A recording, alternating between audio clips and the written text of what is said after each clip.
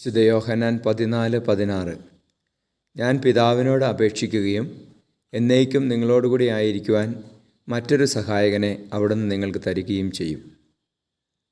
പരിശുദ്ധ പരമദിവ്യകാരുണ്യീശോയ്ക്ക് നേരവും ആരാധനയും സ്തുതിയും പുകഴ്ചയും ഉണ്ടായിരിക്കട്ടെ.